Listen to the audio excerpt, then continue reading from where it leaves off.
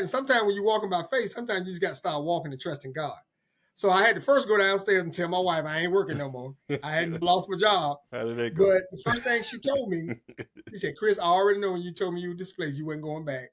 Go ahead and follow it. Go ahead and do what God tell you to do.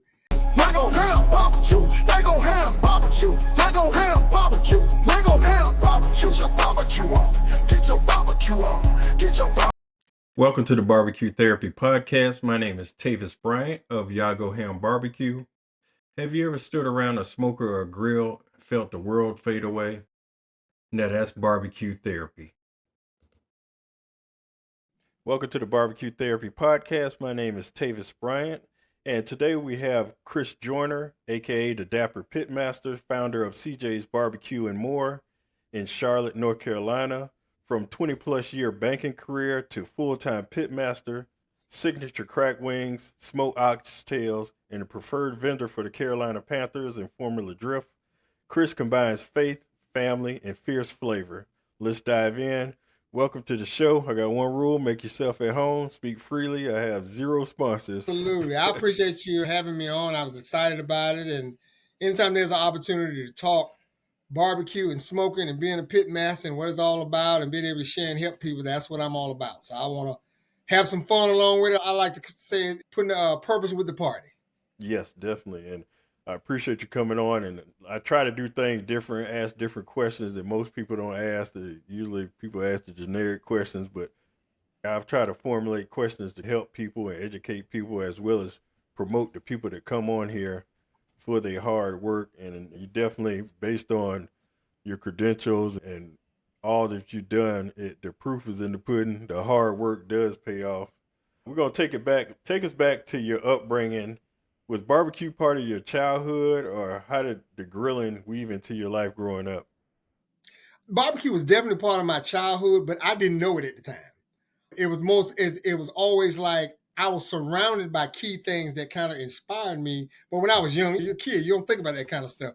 I'm gonna tell you where I noticed the beginning of the interest, and it was through a family friend, Joyce and Benny Jenkins.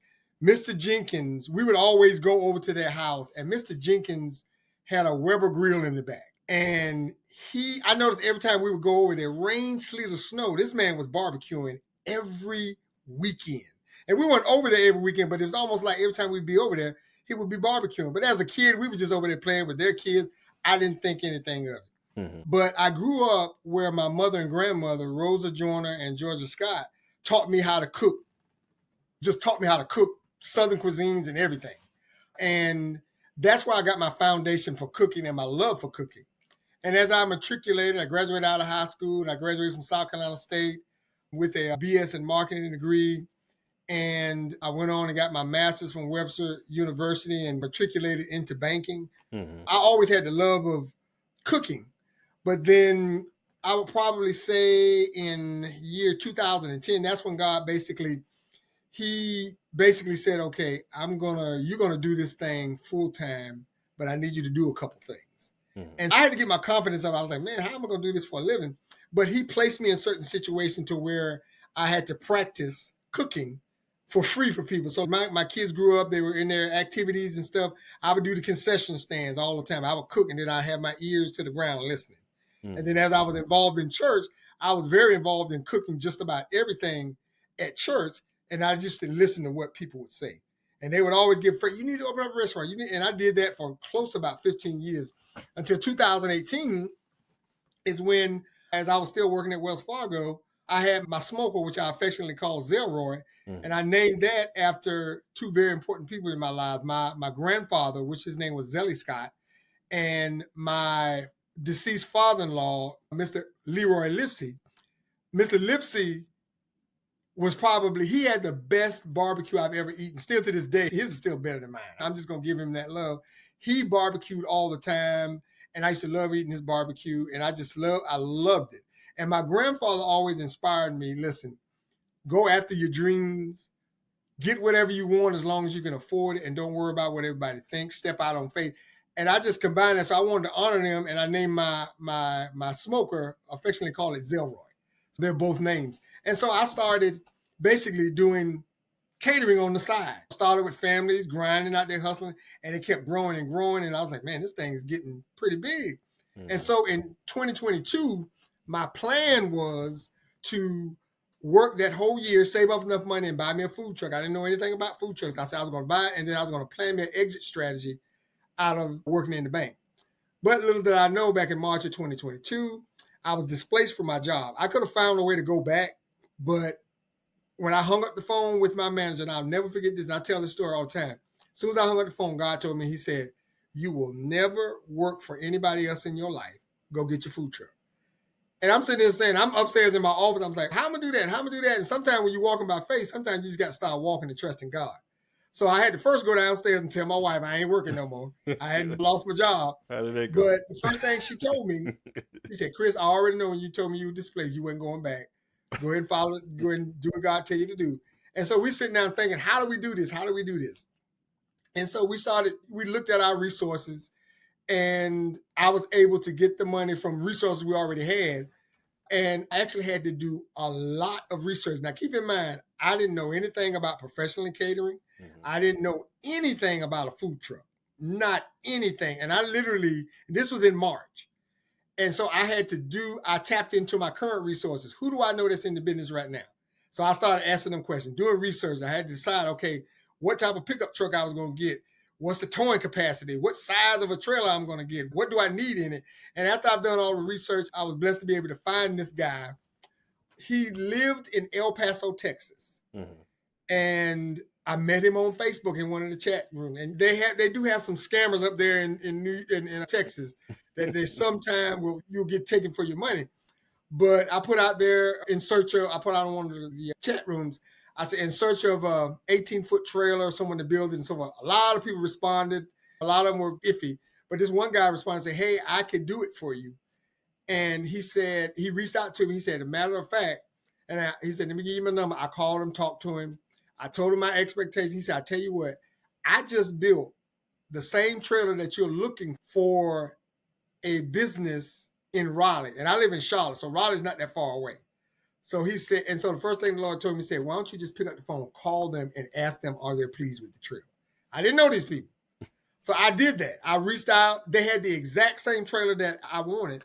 And they said, hey, we love it. We love it. No issues. They told me, I said, okay, well, that might be confirmation of God. This is where I need to go. So I told this guy, never met him before. I told this guy, I said, this is how this is going to work. I said, if you do this for me, I need for you to send me pictures and short video reels every 2 days of the bill. Every 2 days. Because I said, I can't keep going back and forth to El Paso, Texas. That's like, from here in Charlotte, I think that's almost 20 plus hours. So I said, that's how this is going to work. But before I did that, I took my specs and I started searching other companies. And man, they were talking astronomical price. For what I wanted, they were talking, 50, 60 something $1,000.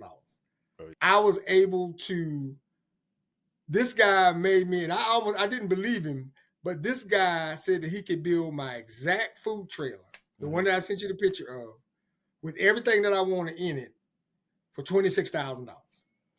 And I was like, man, ain't no way. Ain't no way.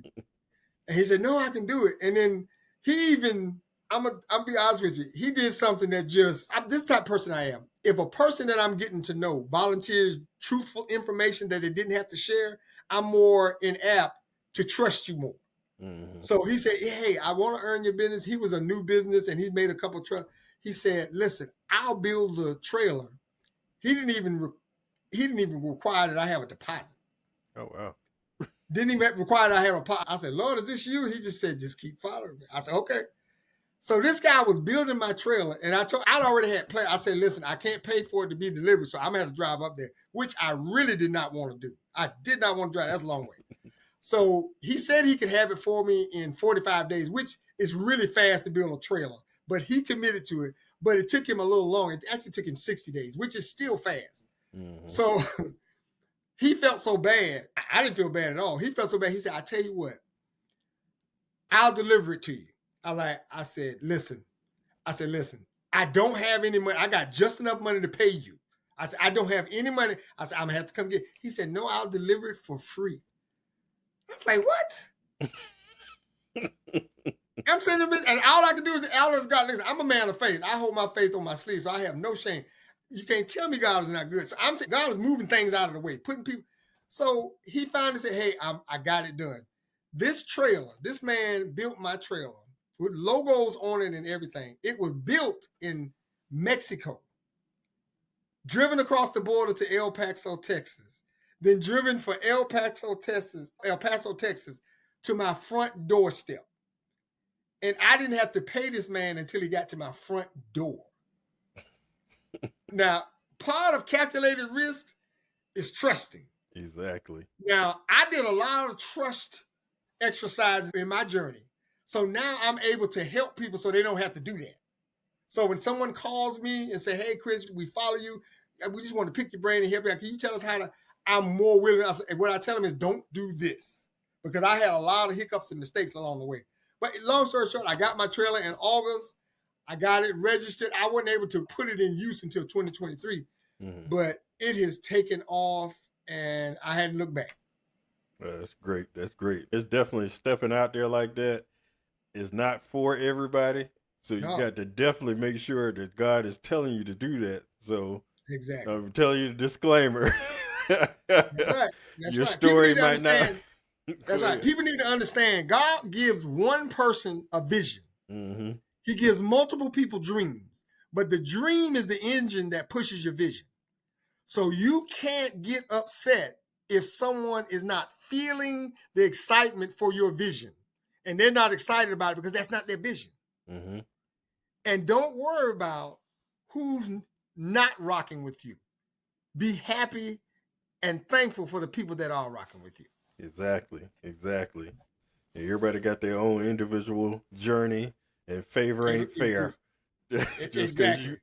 Favor ain't fair. But exactly. Be happy. Exactly. Be happy. So when you're happy for somebody else, when your turn comes, people be happy for you. That's right. And when you're making a living doing what you love to do, is not work. Exactly. Like I do a lot of people look at me like, man, how you do it? But this is what I love to do. This is what I love to do. And when people see your passion, they can taste it in your food and your service. You don't have to say a word. I tell people all the time, I have zero competition.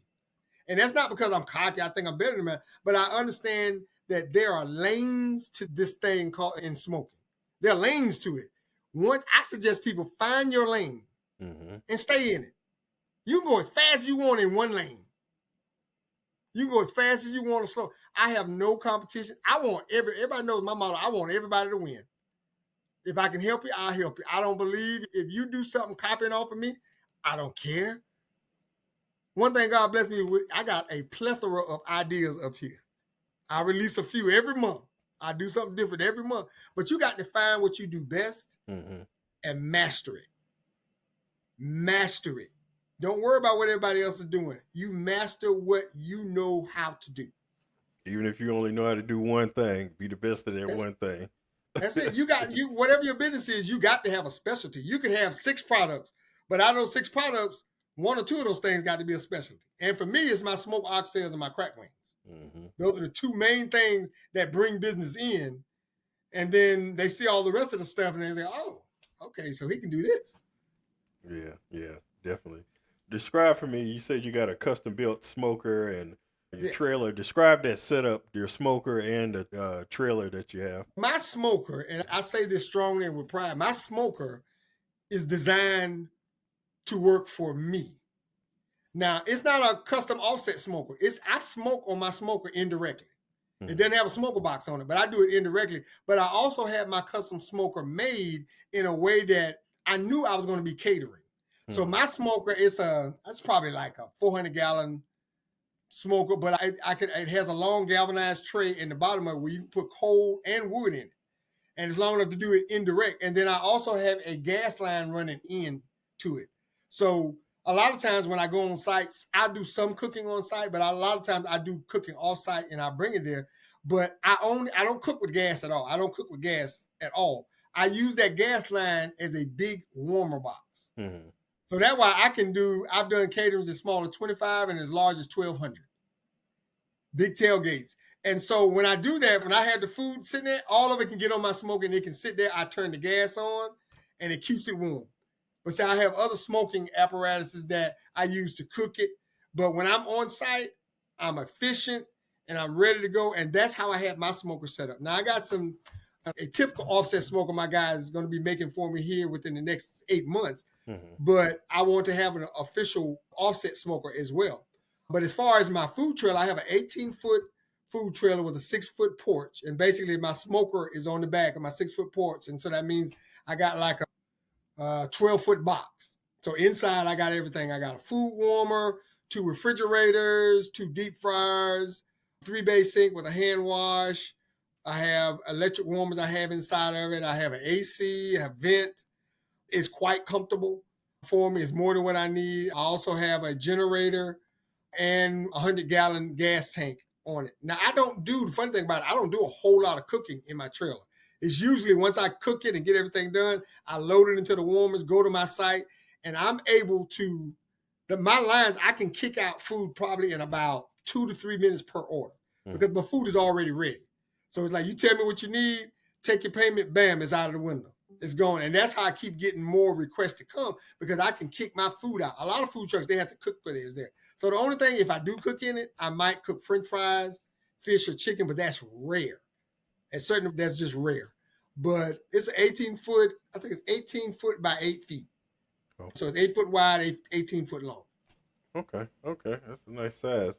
So, like when you talked about learning the catering logistics and the menu planning and the event coordination, was it trial and error, or did you get with somebody to teach you the basics of running a business or running catering or anything like that? Both. It was both. One thing about me, I'm not afraid to step out on faith and try something. When I first started just doing it on the side, I did a family reunion for my wife's side of the family. And it was in Charleston, so I had to drive down to Charleston. And I overdid everything. I overestimated. I overdid everything. But the good thing was I knew I wasn't going to fail, and I knew I wasn't going to not have enough food. I had too much food, and I was very successful. But see, I was learning after each event because I started off real slow. It was a process of elimination for me. I said, okay, this time I had darn 15 slabs of ribs left over, which is way too many. I said, how can I cut that down? And then I started looking at the intricacies of it. Okay, if you got 50 people and the menu, you got 3 meats and 3 sides, you're not going to need 10 slabs. You're not going to need 10 or 15 slabs of ribs because you got 2 other meat options. So I would say in an average, if a person comes up there and say, hey, I want to sample one of everything, that means they're getting 3 meats on their plate, which is a lot, and 3 sides. So that tells me I probably don't need 2 bones of rib. That tells me I just need 1 rib per person. So in that situation, I could feed 50 people with 3 meats with just 5 slabs of ribs. And then if I'm having leg quarters, I can get 1 case of leg quarters because most 40-pound leg quarters have 35 in them, 40. And then if I'm serving pulled pork, I could probably get away with 2 Boston butts, 2 probably 12-pound Boston butts.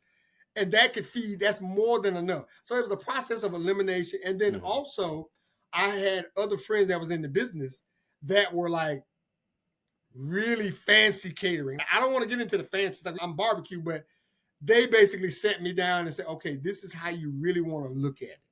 And so I combined some of the professional suggestions with my trial and error to where I got it down to a science. One of my main goals is, and I still have yet to mess this up, I've never not have enough food for an event. I've never not. I always make sure, now this is me, I always make sure I have 10% more than what I need. Some people won't go that far, but I was like, I want to make sure my customers have enough. And then I want a few people to take some plates home because then they take that plate home and give it to somebody that wasn't there and they taste the food. Next thing I know, I'm getting more business. But see, I put that cost back into the overall cost, that 10%, so that I'm not losing anything, if that makes sense. So I would rather earn my customers' business and lose a little bit of profit on the front end if I know I'm going to get additional business on the back end. Yeah, that's smart. So that's how I approach it. That's smart. So how long did it take you into starting the catering the food truck to realize that, okay, I'm getting good at this and finding your groove? I found my groove in my second year. This is my third year doing it full time. I found my groove last year. I was like grooving. Like right now, I'm cruising. It's like I am to a point now, and it's funny that you mentioned this. I have a food trailer and I cater, but my caterings over the past 14 months have been outpacing my food trailer pull-ups. Oh, wow. To give you a good example, I have not had my food truck out in 2 months. I didn't know. See, I still learn a lot of stuff. So now I'm really going to have to go back and look at my business model. I still going to have my truck, but I got to find a way to get it out there more because it's like most of my catering gigs are on the weekend. So what I'm planning to do when things slow down, which I don't know when they're going to slow down, I'm going to look at trying to do my food truck events, either just do big festivals or try to get maybe one gig during the week and try to do it. But right now it's just sitting. It's sitting, but I'm doing really good with the caterings. I'm actually doing a lot of repeat. Like right now I'm in family reunion season. I do a lot of family. I'm doing about 4 or 5 family reunions. I'm in that season right now. Then right after that, before then, I was doing college and high school graduations. Mm-hmm. I did about 6 of those from the span of, I'll probably say from May and June, I did about 6 of them, maybe 8, probably 6 to 8 of them. Mm-hmm. Then I'm in the family reunion season. So I got about 4 or 5 of those. Then right after that, I start college homecoming tailgates. And I do big tailgate. I think the smallest one I got is 150. The largest is going to be 800. But these are repeat type things. So like the family reunions I did 2 years ago, because often sometimes they do them once a year or twice a year. I'm starting to now have the family reunion that I did 2 years ago call me back. Hey, we got another family reunion, Mr. CJ. We want you to do it. No, I said, oh, cool. I got 5 college homecomings. I'm doing University of South Carolina in Columbia for probably about 150. I'm doing North Carolina A&T. They call that GHO, the greatest homecoming on earth. I'm doing that one. I did that last year and they love me and they booked me again. I'm doing Johnson C. Smith. I'll probably be doing Livingstone College. I'm doing University of North Carolina, Charlotte.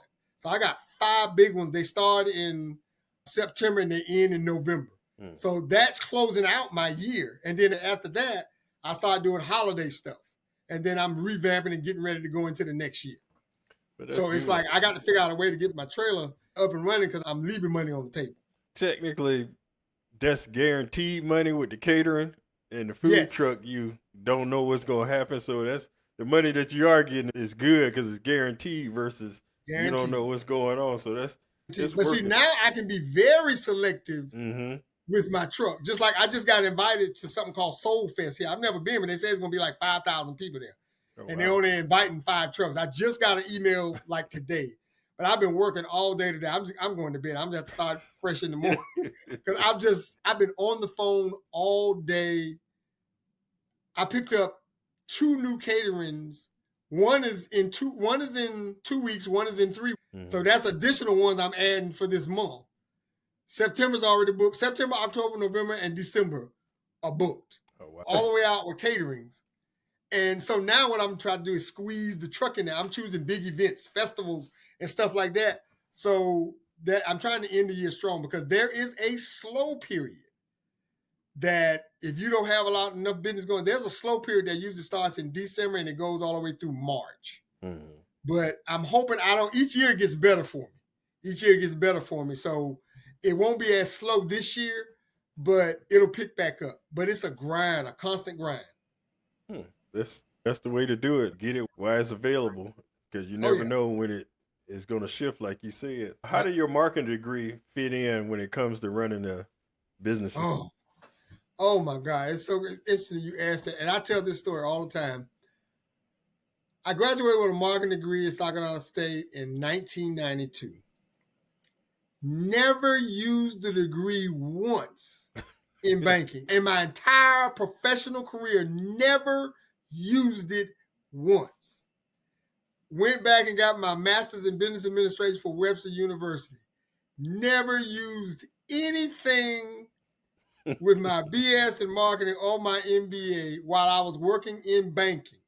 Never.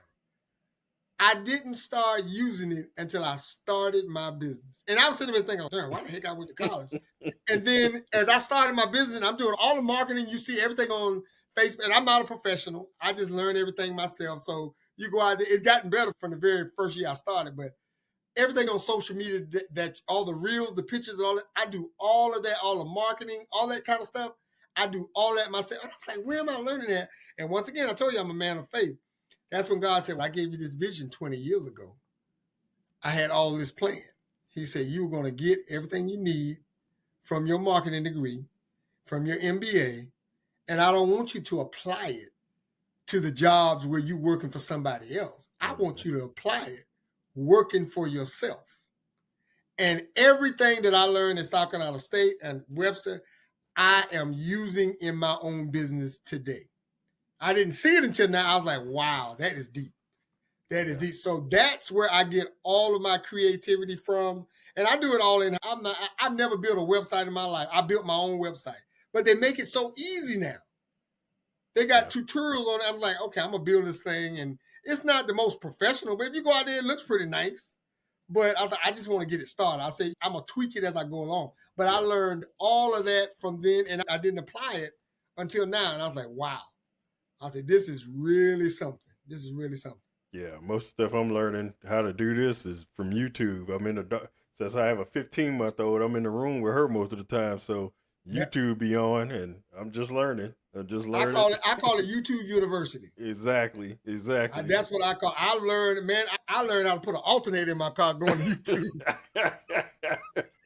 When things get tight when you're young, you got little kids, you got an old car that's paid for. I'm like, man, I can't put this in the shop. I sat down and went to YouTube University. Next thing I know, I cranked that bad baby up and she was running. I was like, oh, yeah. I tell my wife I learned all a the lot time, from YouTube. anything you want to learn, YouTube has it. You'll be surprised. It has it. I'm telling you. But you got to be ready. It's that calculated risk is so important. I know it's scary, but I'm telling you how deep I am. I'm so deep into this now, I can't turn around. I cannot. I can't literally and physically. I can't go back into banking if I wanted to. Even though I had an opportunity, I said, nah, I'm not going to be happy because I like working for myself. And this may sound funny, it might sound arrogant, but I don't. I'm 56 years old. I don't want nobody telling me ever again what to do.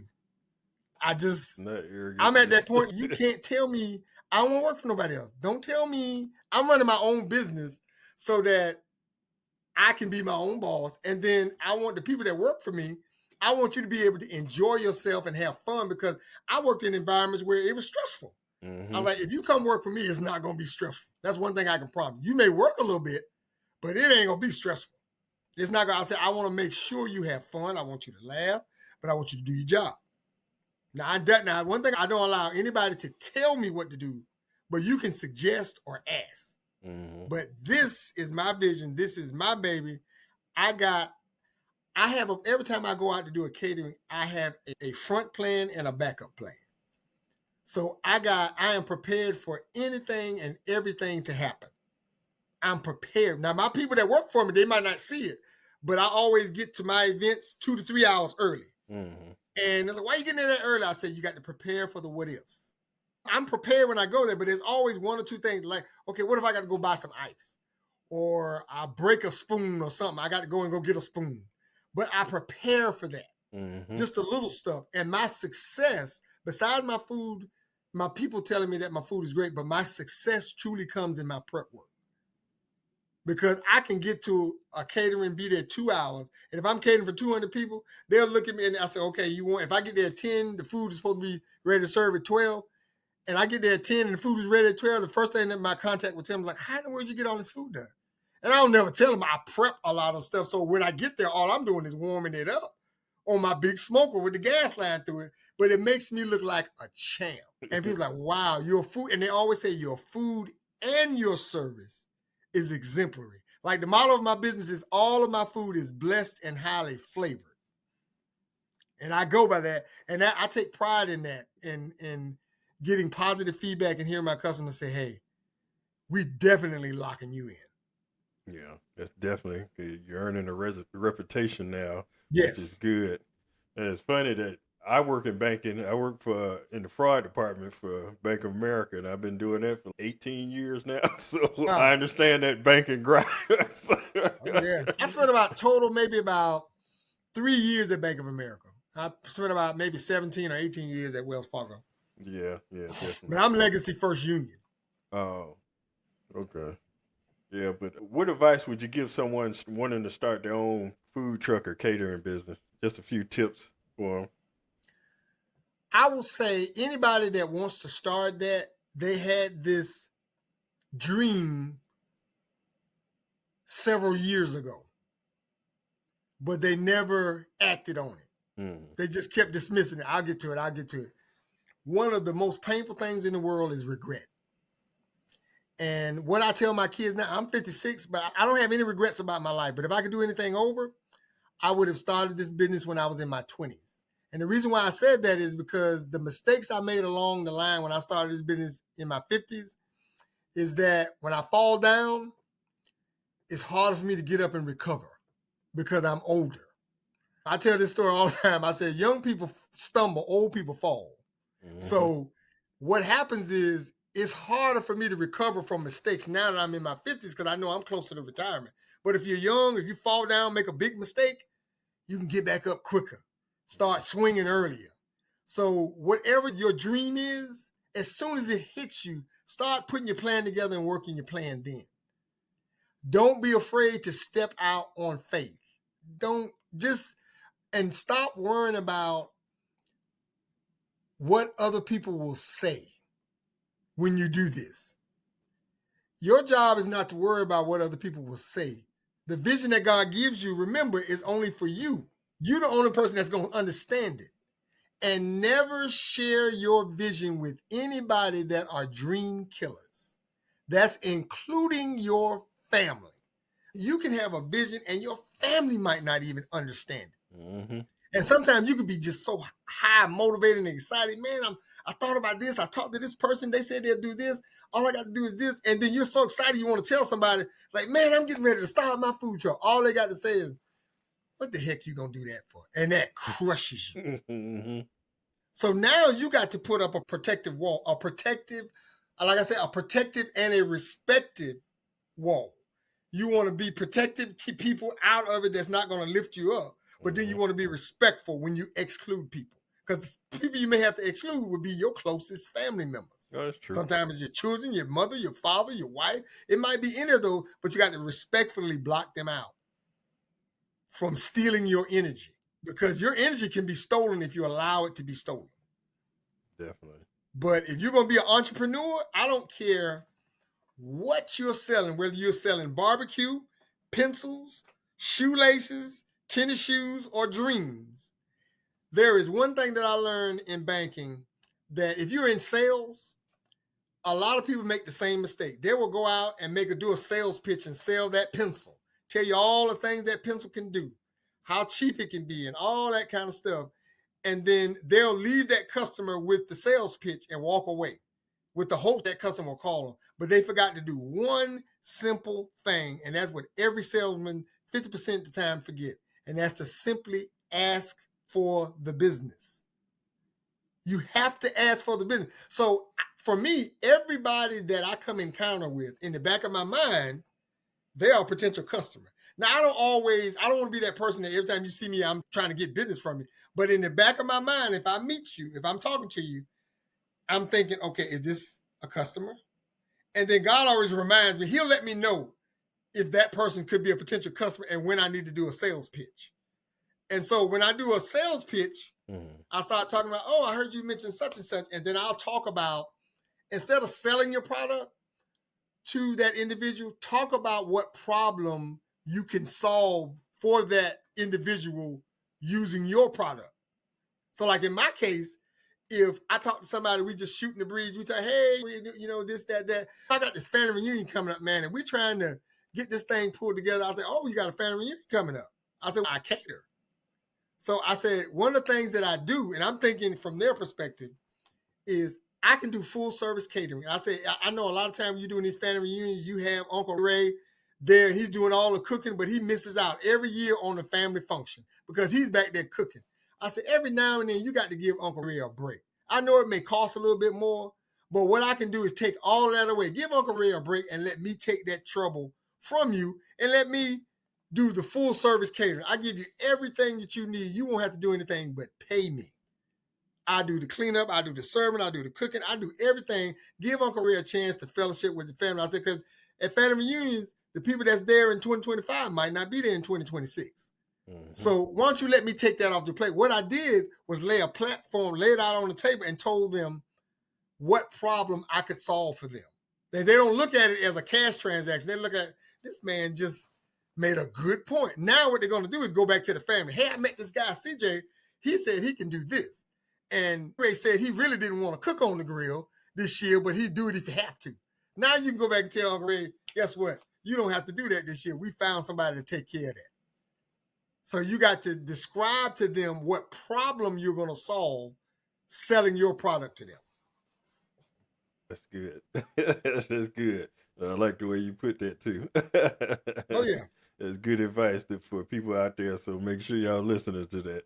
Those are definitely excellent pro tips and business tips. All right, we're going to switch over and talk about your signature flavors. Let's start off with the cracked wings. How did that recipe come to life? Did you plan it, or were you experimenting and stumbled upon the recipe, or how did that come about? All of the above. It's funny because that is the menu item that I first started cooking. I started cooking that over 20 years ago. I was just doing it for the heck of it. It didn't even have a name. I was just always cook the wings. And it was a process of elimination thing. And then as I started cooking for a concession stand at my kids' events at the church, people would try them, like, man, these wings are delicious. They like crack. They like crack. And I used to hear that from multiple people who didn't even know each other. So for years, at least 10 years, people were saying the same thing. So I said, you know what? When I started my business, I'm just going to call them crack wings. That's what I'm going to call it, because that's what everybody else says. So what makes those special is I marinate those for 24 hours. I grill them, then I smoke them. So it's, how can I put it? They're not, I know a lot of people, when they putting wings on the grill, they always mention, okay, they're crispy. They are sweet and savory, and they're tender. And they have a light smoke taste to it, because I don't like to over smoke my meats. They have a light smoke taste. And then when I put because I make all my sauces and rubs homemade. So when I came up with the sauce that I'm put on it, it just capitalized, and it literally took off. It took off. I didn't start competing in barbecue competition until 2019. And I didn't start winning competitions until October of last year.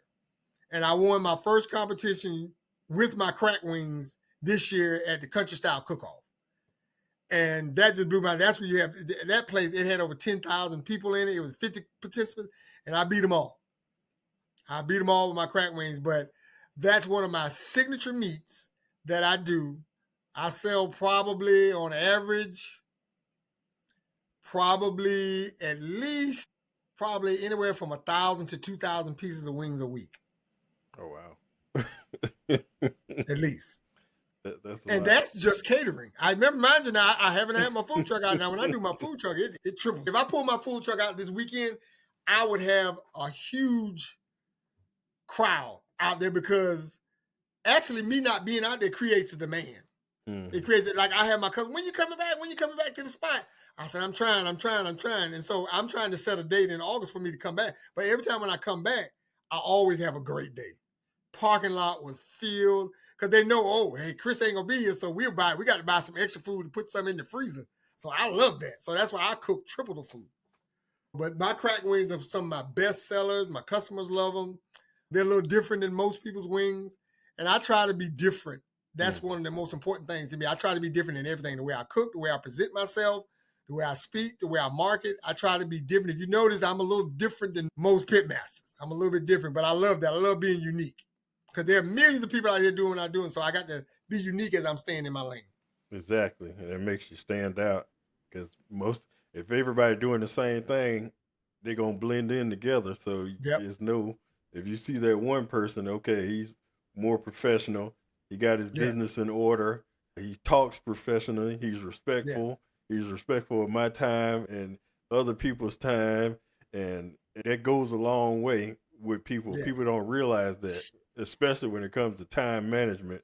That's a big thing when it comes to people. That what you're doing is you got a blueprint going on, because You may want to think about doing a business class on the off season while you're down, teaching people Well, how I to. am. My sister Dawn is one of my biggest supporters, and she's always talking about, she said, Chris, you're a plethora of information. Not that you know everything, but from what you've learned and gone through, you can be able to help other people and actually monetize that. That's not my goal is to make money off of my ideas, but this is a business. Yeah. And so I'm definitely going to be starting my own podcast. My issue is time. I want to start my podcast. I want to be able to sell my sauces and rubs, get that on the market. There are a lot of different things that I want to do. I want to be able to sell t-shirts and all that kind of stuff. And then just be a blessing to people and try to help them. But my second one, you mentioned the other one. I know I talked about my crack wings, but my oxtails are my main signature dish that I do. Now this, I have to be careful how I say this because everybody knows Les Barbecue, Les BBQ Barbecue. That's the guy who made them mainstream. Now I'm older than Les. I think Les is around 45, whatever, 46, I don't know, but I'm 56. Now he has made oxtails, smoking oxtails mainstream. Never met him before. I wish this guy nothing but success. I love what he's doing. He is one of the guys that I follow and I respect. And then since I've been doing it, there's been a lot of other people coming out and doing it, which I'm cool with. But as I tell everybody, I'm known as the Southeast Smoked Fork Tender Oxtail King. Now, what I tell people is, to my knowledge, there has been no one out there in the game smoking and selling oxtails longer than I have. I've been doing it for 14 plus years. Smoking and selling them. Now, I'm not the perfect guy as far as to get all these followers on social media because I got probably like 2,000, maybe 3,000 followers. It's not that many. But one thing that I learned by social media, you can have a ton of followers. But I doubt seriously you're more financially successful than I am. Because I move in silence a lot. I move in silence. And I do different things like I'm a preferred vendor for the Carolina Panthers 3 years in a row. I found that deal. Nobody came and asked me. I found that deal. And then I'm also a preferred vendor for RTR Vehicles. That's a big race team. They win the points championship every year. I'm now close to being a preferred food vendor for the bank I used to work for, Wells Fargo. So it's a lot of opportunities that I get that I'm just amazed at. A lot of people don't realize this, but have you seen this show on Netflix called American Barbecue Showdown?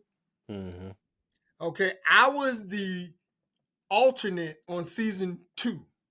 I was one of the alternates on season 2 because they have 8. I was number 10. I didn't make it to the show, but I beat out over 5,000 people just to get to that point. But because of contractor obligation, I couldn't say anything for a couple of years. But I was very close to being on that show back in 2022. I got some other opportunities that's coming up this year. I'm not at liberty to say, but they are TV related. I will say that. So I'm looking at whatever God has for me is for me. That's how I see things. Whatever he has for me. And I tell people all the time, I have no idea where God wants to take CJ's BBQ and More. But I tell people, hey, I look at God as being the offensive lineman and I'm just a running back. Exactly. I'm running behind. Exactly. That's How long did it take you to perfect the oxtail recipe? Oh, man. Process of elimination, I was cooking it for my family and then started selling them family members, and it kept growing and growing until I perfected how I do it. A lot of people do it different ways, but I believe in being consistent. One thing you will never hear me say that my food is the best. If my customers feel that way, they're free to say that. If you want to say my food's the best, bless your heart. Thank you. Amen. I received that. And I also tell people, I am not Burger King, so you can't have it your way. I cook my food, and this with my full chest stuck out. I cook everything that I cook is the way I like it. And if you trust me and you like my food, then you'll buy it the way I cook it. Now, I'll make some alterations. If I'm doing a catering or somebody say, hey, we don't want the barbecue sauce too spicy. Okay, I'll back off on the spice. Or if you say, hey, can you cook the chicken for this catering low sodium? I'll back off on the salt. But if you ask me to cook a different barbecue sauce, hey, I want that mustard-based sauce. No, ma'am, that's not me. That's not me. You're welcome to try mine because mine is different, but I cook it the way I like it. I cook it the way I like it. And some people take that the wrong way, but I don't like mine that way. I'm sorry, but that's just how I roll. And I don't believe in sharing my recipes either. I don't think people understand. Do you know how long it took me to get to this point? Exactly. To get to build these recipes? I can't just give that away. I'm on some of the social media pages and they're like, I don't understand why you don't give the recipe. I don't understand why you keep asking me this question. Common sense there. I'm like, you have no idea what it took. It took me 20 years to figure out this barbecue sauce. It took me 15 years to figure out this rub. I can't just give that away. Correction, I'm not. You can buy it. That doesn't even make any sense. No. I was born at night, not last night. No. Yeah. And definitely when you spoke about the Instagram and all that stuff, you can have 1 million followers and half of them support you online, but when it comes to real life, only 1%, if that, is going. I had to learn that too when I first started. I was wearing out my family, loved ones, and friends. But then God told me, said, listen, they can't eat your barbecue every 6 days. They can't. And I was like, you're right, God, you're right. So that's when I said, okay, I'm going to start broadening out my marketing and try to include other people in, because what happens is your family's still going to support you, but you can't expect them to eat your food every other day. They're not. Do you eat a hamburger every other day? Now, you might eat a hamburger this week. Next week, you might want to sub. Then you might not want to come back to that hamburger for another 2 weeks. So you have to keep that in mind. Exactly. So I had to respect my family, loved ones, and friends. Now, with me not having my food trailer out all the time, if I say, okay, hey, CJ's BBQ and More is pulling up at the Cycle Gear on this Saturday, boom, my phone is blowing off the hook. We gonna be there. And the next thing I know, the parking lot is full. So really, I didn't even think about it till now. Thank you, Lord. It could be the Lord's way of telling me, hey, you don't need to have your food truck out every day. But when you go out, you're going to do more than sell out. You're going to attract a crowd. Mm-hmm. And they're going to start buying your food, and they're going to say, we better get more of it because we don't know when he's going to be back. Exactly. It's like a limited edition. I got some guys that's out every week, and it's all according to your business model. I got one good friend. His name is Ben Rogers of Metro Smokehouse. That's another guy you need to have on your show. He's out of Columbus, South Carolina. He's the closest guy that actually understands my business model. When I tell you this brother's got a strong business model, he runs his food truck better than mine. I'm not in the game to be shaming about it. I ain't got nothing but love and respect for Ben Rogers. That brother, when he pulls up in his food truck, his lines are down the street because he's excellent at his marketing.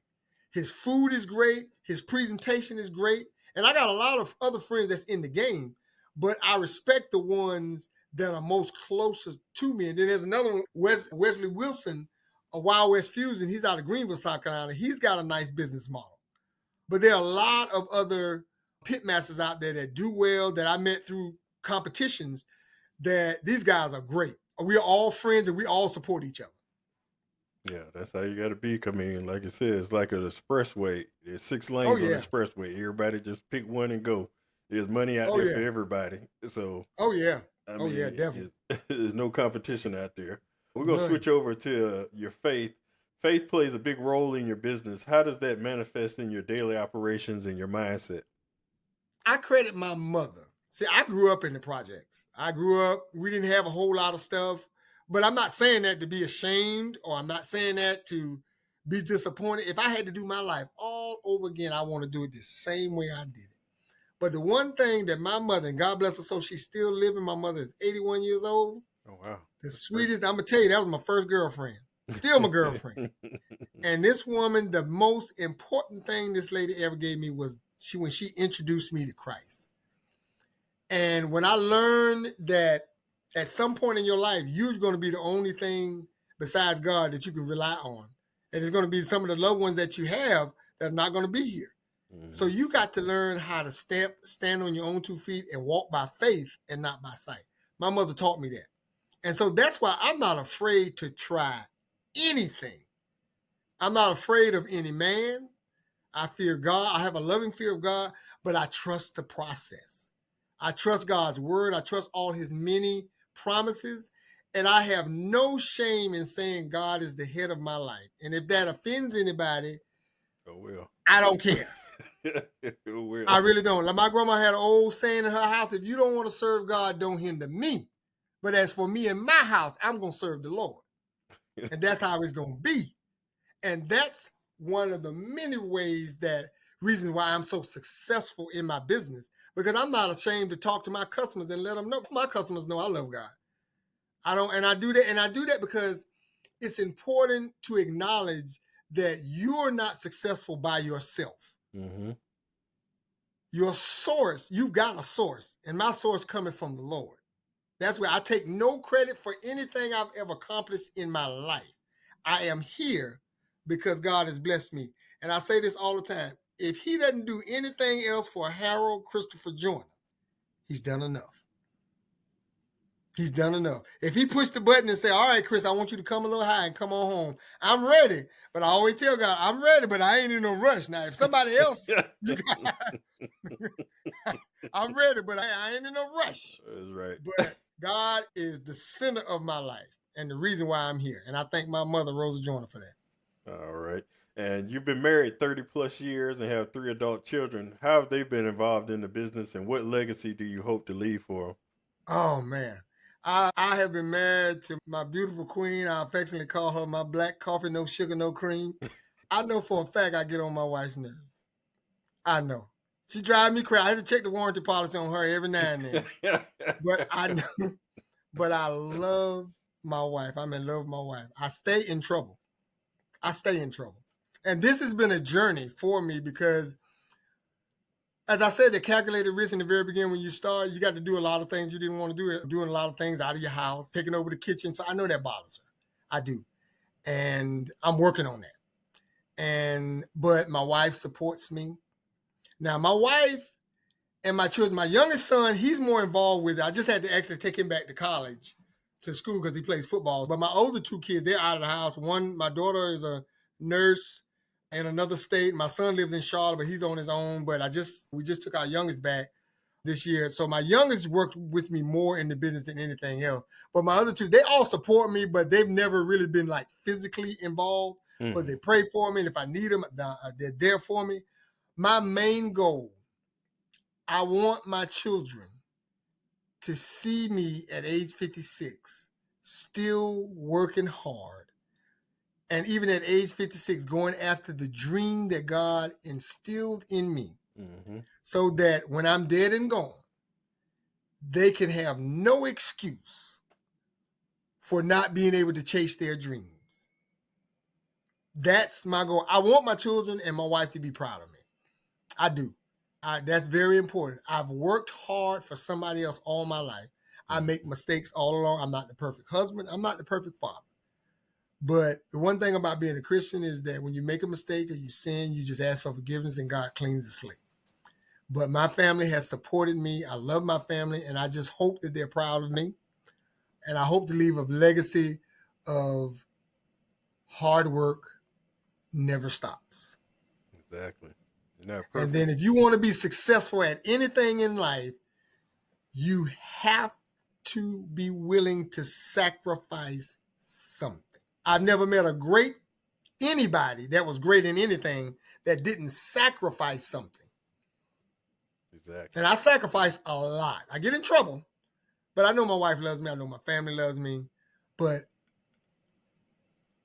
whenever I do my absolute best and I give my absolute best,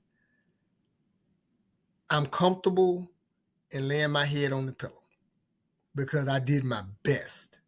And I don't worry about who don't like it because I know that my place in this life is pure. What I'm doing is pure. And whenever anybody asks me to help them, I'm always willing to help. I get calls from all over the United States. People call, hey, man, I follow you. Can you just show me? And I'll stop what I'm doing. I say, okay, let's schedule some time. Let me answer all your questions. I don't know everything. I'm not the best in the world. I don't even think I'm anybody. But I know that I'm somebody. Mm-hmm.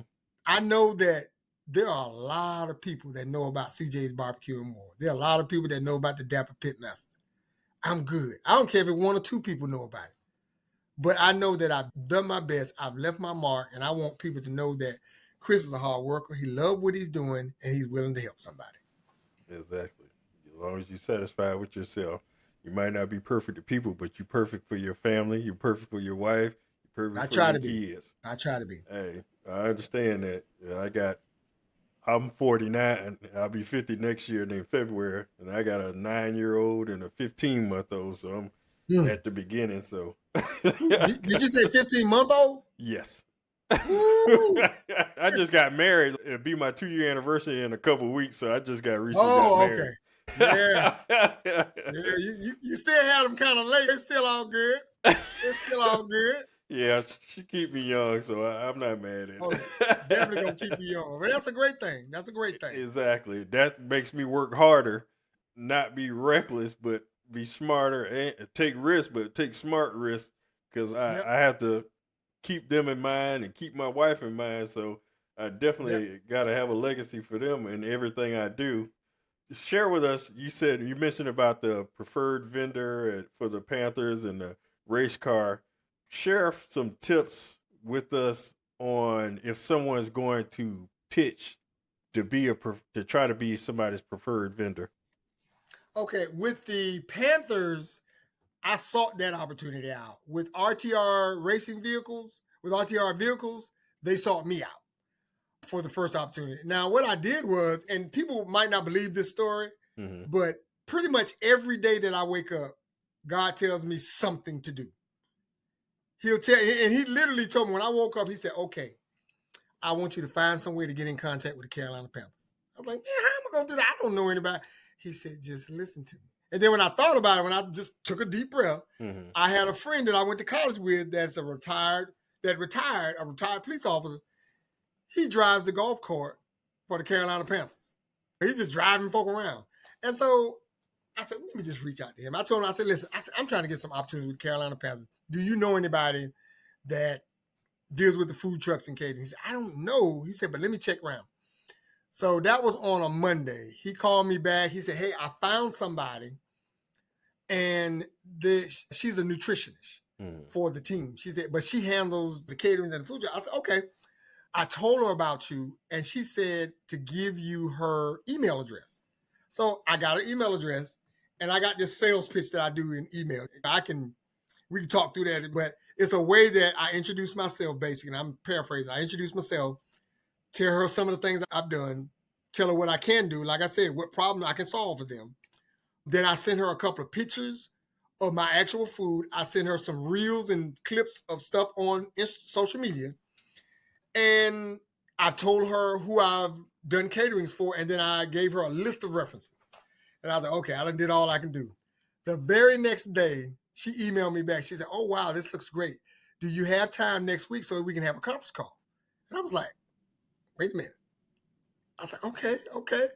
So we set up a conference call. I talked to this lady for about 45 minutes on the phone, telling her about what I did and everything. She said, hey, this looks great. She said, we have an annual event that we do at the end of the year. It's for all the players, the coaches, management, everybody. It's probably about for 150, 200 people. And I was like, oh, Jesus. I said, it's going to be pretty big. So I was like, do you know what you want? And she said, well, can you help with the menu? So I helped craft out the menu. And I didn't financially hit them over the head too hard because I was like, I'm looking down the line. I said, there going to be some other opportunities there. But I set it up to where I gave them a great menu, and I set the price to where I was going to make a comfortable profit, but it wasn't what I could make because I said, I want to earn their business and I want to make sure they like it. So I basically put together a menu, and it was like a Christmas celebration. I went down there, went on to the headquarters, and they did. It's like an act of Congress getting on. It's almost like getting at TSA at the airport. You couldn't just drive to the Panther State. They had a private area, but it was great. And the first time they said no pictures, no videos. I said, okay, cool, no problem. So I went in and I prayed. I said, Lord, please let this go. Please let this go. I went in there and I rolled out the red carpet. I had my servers. I had my warmers. I served that food. She called me back that next day. She said, Chris, you knocked this thing out of the park. She said, the players, the coaches, management, they all loved it. And next thing I know, that was in December. She called me back for the next big event. It was June. And I did another big event, but I brought my trailer out. That was for like 150, 200 people. I did that for them. And then next thing I know, December ran around again.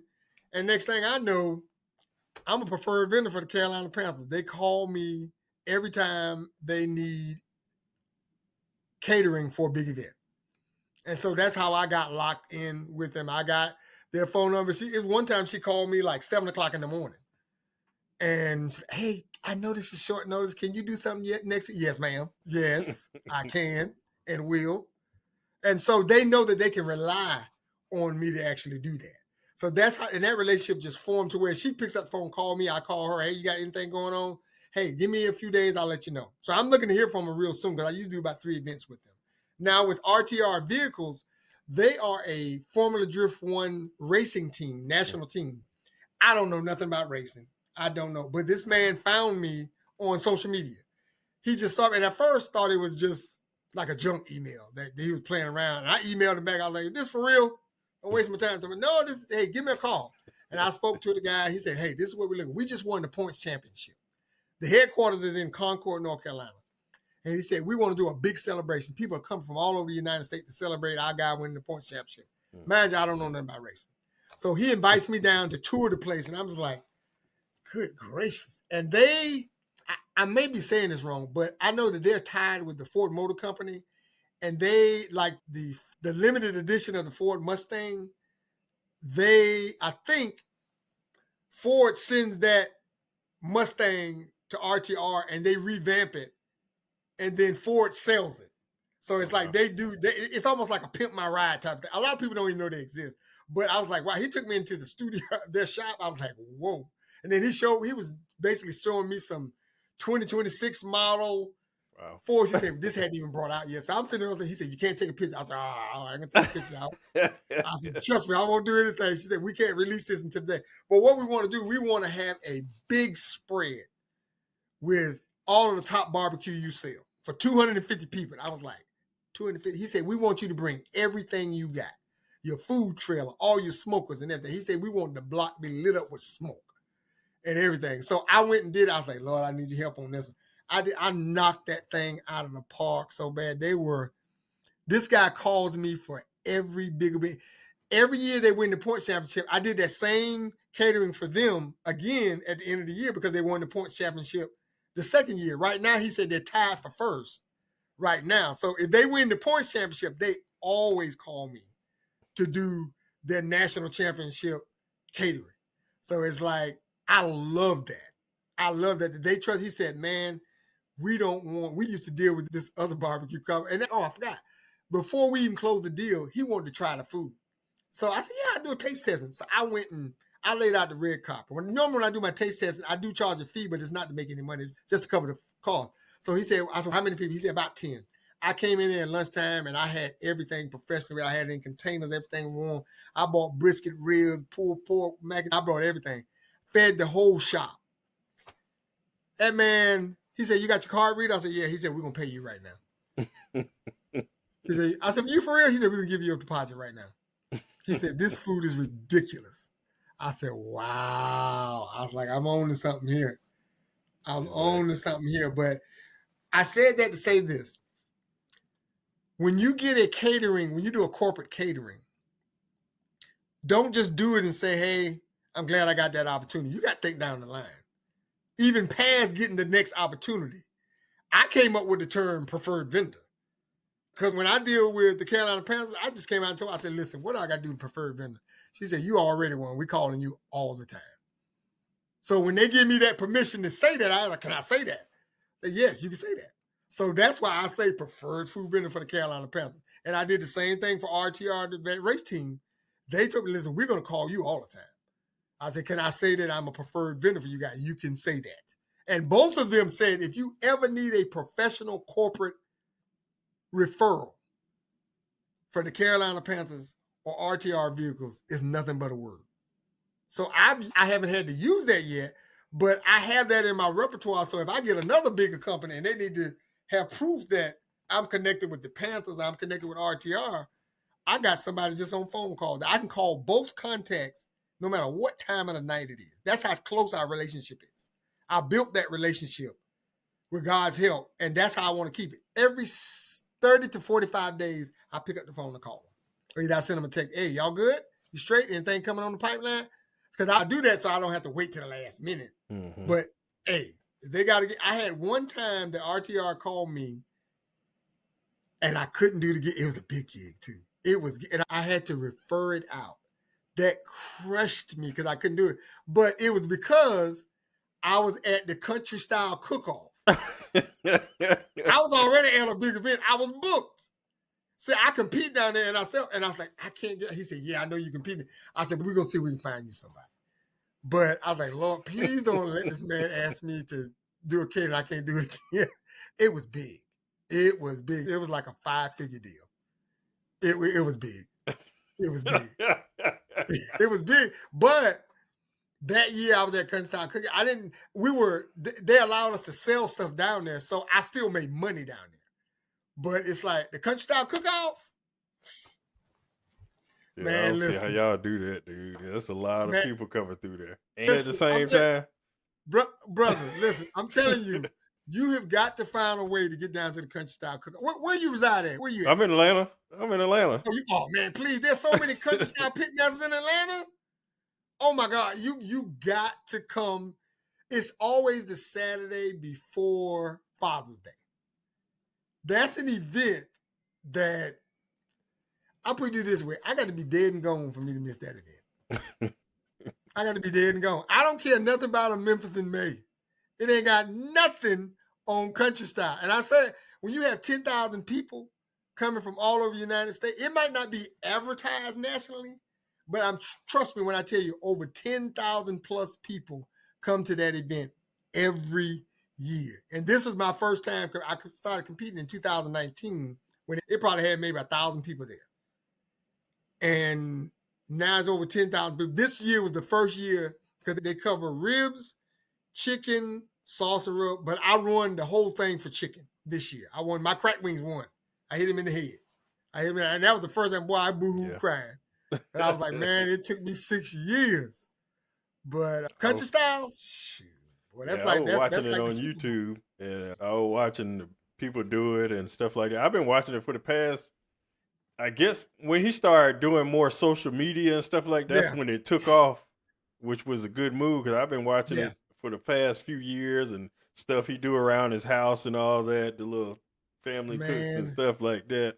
It's a lifestyle. Yeah. You got to come to it, man. I'm telling you, I'm telling a lot of people, some of these backyard barbecues, I get it. Everybody tell you, hey, your food is good. If you want to really find out how good your food is, you got to compete. You got to compete. You got to stop being scared because that's why I'm not impressed with all these backyard barbecues. My food's the best. I'm like, okay. Come over here. Come to this continent. Let's see what you got. Because until you compete, you're not going to really find out how good you are. Exactly. You know, and the Country Style, they picked the best 50. It's predominantly black. I ain't gonna lie, it's predominantly black, but they do have other ethnicities in it. Mm-hmm. But it's predominantly black, but it's the best from all over the United States. So there's never been a repeat winner in any category because it's just like they always have new people in it every year. But Country Style, shucks, man, that's a way of life. That's a way of life. I wouldn't miss it for the world. I always promote Country Style. Definitely. I'm definitely trying to get him on so I can talk to him because he's one of those people that needs to be heard from because a lot of people don't know that this is happening, even though so many people there. I know. This needs to be advertised like these other Memphis and May, American Royal, Jack Daniels, and all that stuff because of the amount of people that he brings there and also doing the scholarships and stuff like that. People needs to know that because other places ain't doing that stuff. They just go in there and just gaining for themselves, but he's putting back into his community the scholarships and bringing all the people together. You don't hear about no crimes or anything else occurring during that thing. So I've been going 6 years in a row. There hasn't been one incident. Not one incident. It's not even about that. But I do believe I'm hearing some rumblings about they're going to be advertising it nationally next year because next year is the 10-year anniversary. Oh, yeah. People don't know we've been rocking and doing this 10 years. Mm-hmm. I started doing it my first one was 2019. And I wouldn't, Country Style is where you want to be. That's an event. That's a culture down there. Exactly. So, man, I hope and pray you can make it next year, man. You can, man, set your pot, man. There's so many podcasters that come to that thing and they set up their stations down there, man. Go down there and set, and you can interview. That'll be your opportunity to interview some of the best black pitmasters across the United States. That's the one time we'll all be in one place. Exactly. In one place. And they got some heavy hitters down there, baby. Yeah. They got some heavy hitters. Yeah, I definitely want to get out more. And Art is definitely someone you want on your show. You definitely want, and let me know if you need some help with that. I do. Getting him on the show. I do. You do? I do. We can make that happen. Yeah. I got you. We'll talk offline. I got you. Okay. Definitely. And before we get out here, I got one quick game I usually play with everybody. The tournament bracket. 16 grilled meats. I got them just randomly mixed up, and just tell me which one you prefer to eat. Matchup number 1, hot dog versus bologna. Bologna. All right. Fried hard and split the edges. They don't know about that. They don't know about that. Smoked ham and hamburger. Smoked ham. All right. And beef ribs versus lamb. Beef ribs. Okay. Next matchup is smoked turkey versus steak. Steak. Okay. And I'm more of a turkey wing guy. Okay. Brisket versus pork rib. Pork ribs. Okay. Smoked chicken versus burnt ends. Smoked chicken. Okay. Pork chop versus barbecue shrimp. Pork chop. Sausage versus pork belly. Sausage versus pork belly. Okay. And bologna versus ham. Ham. Beef rib versus steak. Steak. Okay. Pork rib versus smoked chicken. Pork rib. Okay. And pork chop versus pork belly. Pork chop. Okay. And final 4, ham versus steak. Steak. Okay. Pork ribs versus pork belly. Pork ribs. Okay. And the final matchup is steak versus pork ribs. Steak. Okay. All right. Steak is the winner. All right. That's the end of your episode. If you have any shout outs, promote your business, anything you got going on, definitely do that now. Yeah. Anybody that's interested in booking CJ's BBQ and More for catering, the best way that I'm trying to point everybody to my website, which is www.cjbbqmore.com, www.cjbbqmore.com. If you go there and click on the little hamburger that's at the top left, you click on that and click on catering, and you'll be able to go and fill out some basic detailed information, and then I'll be able to call you back within 48 hours. Also, please go to my social media platforms. I'm on Facebook as CJ's BBQ and More. That's CJ BBQ, the and sign, and more.com. I'm also on Instagram as CJ BBQ More. And I also have a YouTube page under CJ's BBQ and More. So CJ's BBQ, the and sign, and more. You can find me there as well. But make sure you follow me on Facebook and Instagram, because whenever I have my next pop-ups with my food trailer, if you follow me, it automatically pops up in your feed. And so you'll find out where I'm going to be all the time and the menus. And then that's the best way to kind of keep me there, to get in contact with me there, to try some great, blessed, and highly flavored food. And one of the things I want to say this real quick. Go ahead. One of the pet peeves that I have, that I hear a lot of people say in some of these pages, is that I don't like when people say, all you need, when it's coming to cooking, all you need is this. And all you need is salt and pepper. Or if you put A1 on a steak, then you're messing up the steak. Or if you put barbecue sauce on the ribs, you're messing up the barbecue sauce. What I want people to understand is it's just a personal preference. There is no mistake. There's more than one way to cook food. There's more than one way to eat food. So I am of that suggestion, is that broaden your horizons. It's okay if you like sauce on your ribs. It's okay if you like to season your ribs with more than just salt and pepper, or they call it SPG. My grandma was bold. She said salt and pepper, not seasoning. I was like, but it's a personal preference. So I want people to really think about personal preferences, think about what your palate likes, and don't be so offended if someone doesn't like what you like. I cook very unorthodox. I don't consider myself associated with a particular region, Lexington barbecue, Tennessee, Memphis. No, I take from a little bit of each region and I put some Asian and some cultural flares in there. So when you taste my sauce, they're like, that's good, but I can't put my finger on it. That's exactly what I want you to say. I can't put my finger on it. So that sets me apart from everybody else. I don't want to be like anybody in Texas. I ain't never been to Texas. I was never born in Texas. And I put more than salt and pepper on whatever I cook.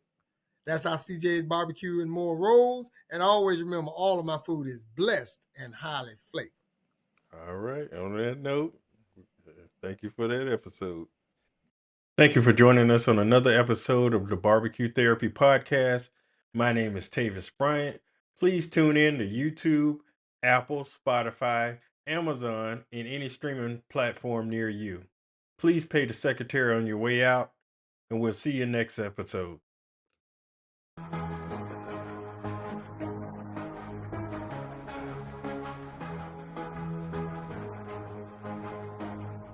Y'all gon' have barbecue.